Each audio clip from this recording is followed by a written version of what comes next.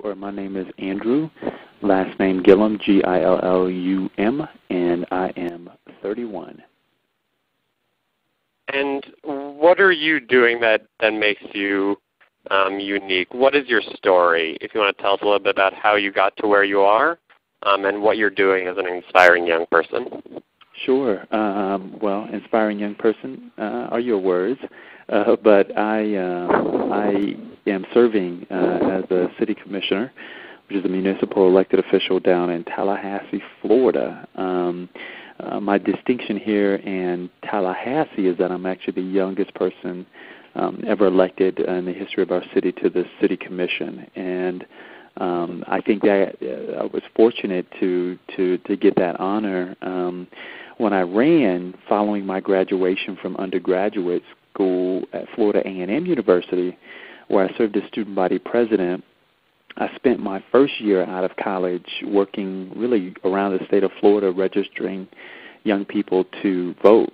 And really not just young people, but people who have been traditionally marginalized in the system, so poor people, African Americans, Latinos.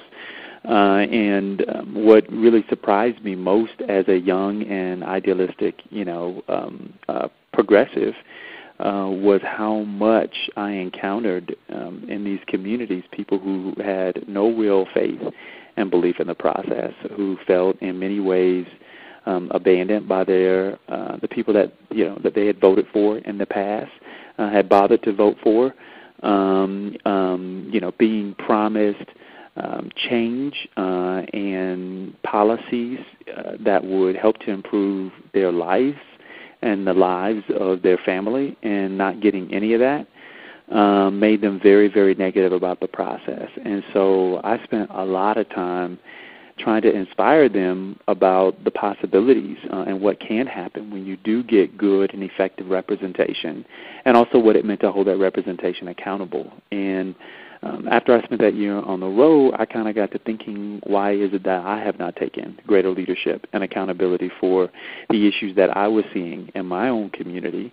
And although I wasn't born in Tallahassee, Florida, I did, move here for college and decided that this is a community I loved and wanted to stay and raise a family. And so I started to try and put into practice what I had talked about on the road for that 1 year, and decided that I myself would seek local office.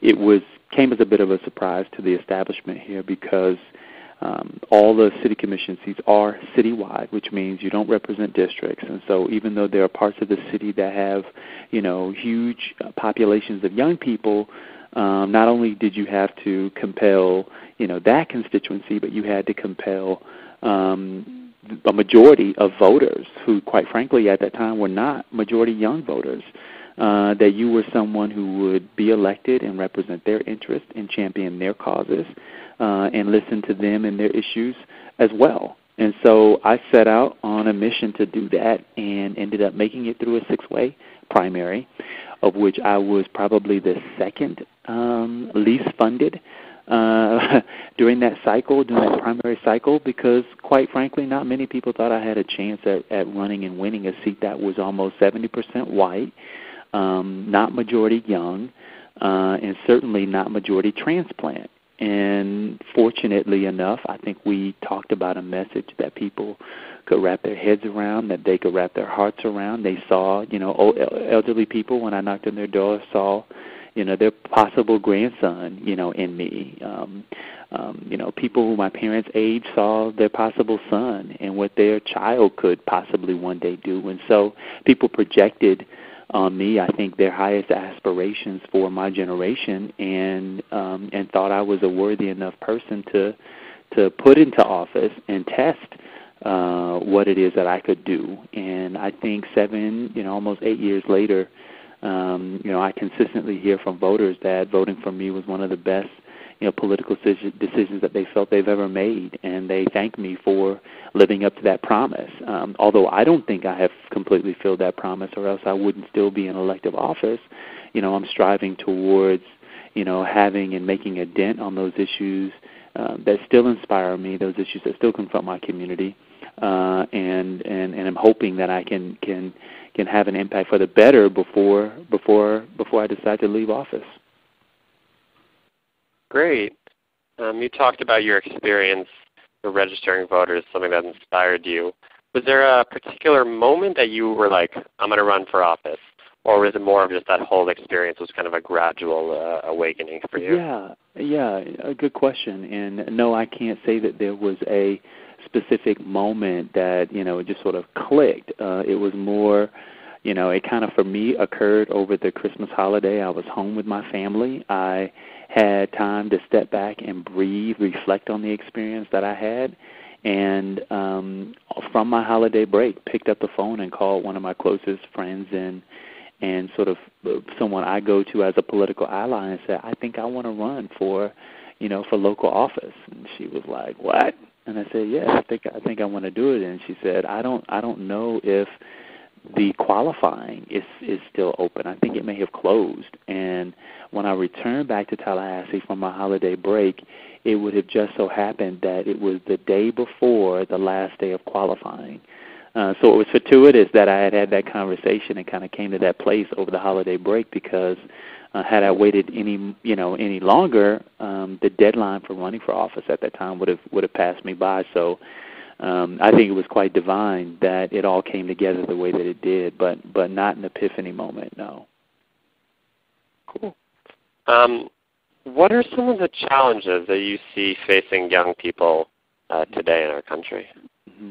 Well, I mean, the challenges are tremendous and great, but what I think is inspiring as we look at young people, this particular generation that's often described as millennials, is that there is still great optimism amongst this generation, even though when surveyed, their parents say that they believe that the future for their kids is not going to be as bright as the future that they inherited from their parents.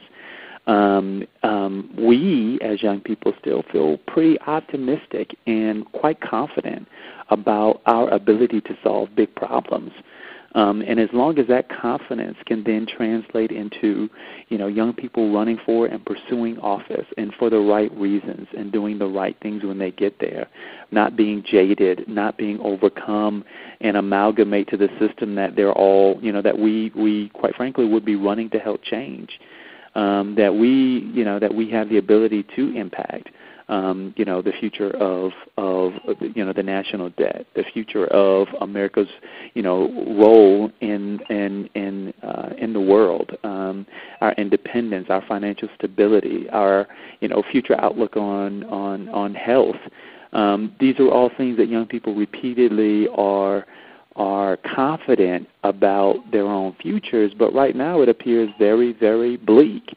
And so that confidence, for me, the challenge is converting that confidence to actual, action from the standpoint of policy reforms, of young people showing up in elective offices at the national level and at the statewide level, and gaining the power to begin to implement the kind of change that I think we believe is possible, but quite frankly are not right now in the position to make happen from a policy perspective. And following up on that, what advice do you have for a young person, youth, who wants to get more involved in their community or in the political process? What would you tell them? Well, I'd say just do it. I mean, and I'm stealing a phrase from a popular, shoe company, but it's absolutely right. If you wait for the moment where you've got your house in order, if you buy into the hype that you got to have all types of advanced degrees and be married with children and settled before you can ever get out and serve, it's a myth. You'll always be chasing that dream because very few people ever look up and say, oh, wow, I'm finally stable and in a place where I feel like I can serve. The reality is that the situation that we're facing in our cities and in our states and in the nation and in the world is that the situation at this point makes it absolutely necessary for all hands to be on deck, for time out for any spectator who thinks that somebody else is going to solve the problem and they'll be the benefactor. That somebody is, in fact, you. And so the belief that we have to wait until we're ready or invited into the process, I doubt that day ever comes. you're ready now. You're ready to obviously do something that can impact the lives of others. And as you grow and as you mature and develop and become more professional at doing those things. But the idea that you need to wait is a total misnomer, and I've never subscribed to it, and I don't encourage other young people to subscribe to that idea.